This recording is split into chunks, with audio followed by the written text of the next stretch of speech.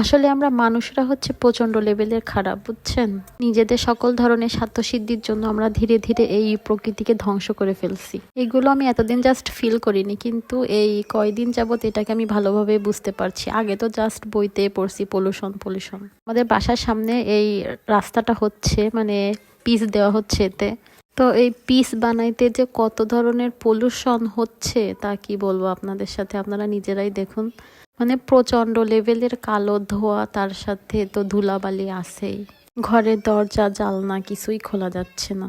মানে গত 5 দিন যাবত আমরা এরকম পরিস্থিতির ভিতর থেকে আসি। তার সাথে আবার মানে পেট্রোলের যে একটা মানে গন্ধ সেটাও আছে। মানে আমাদের ছাদের উপরে কি অবস্থা, মানে একেবারে পুরো ছাদে ধুলা, মানে একেবারে কালো কালো ধুলা। আর এই দেখুন এই গাছগুলোর পাতার কি অবস্থা।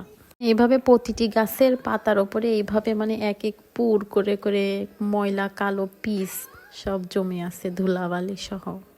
তাহলে দেখতে পাচ্ছেন আমরা মানুষরা নিজেদের স্বার্থসিদ্ধির জন্য এইভাবে আস্তে আস্তে প্রকৃতিকে কিভাবে ধ্বংস করে ফেলছি। এই মাত্র 5 দিনেই মানে এইরকম অবস্থা। তাহলে তো এরকম সারা বিশ্বে কোটি কোটি লক্ষ লক্ষ রাস্তাঘাট নির্মাণ হচ্ছে। তাহলে এগুলো প্রকৃতির ওপর কত বড় একটা ইফেক্ট হচ্ছে। তো খুবই চিন্তার বিষয় কিন্তু এটা।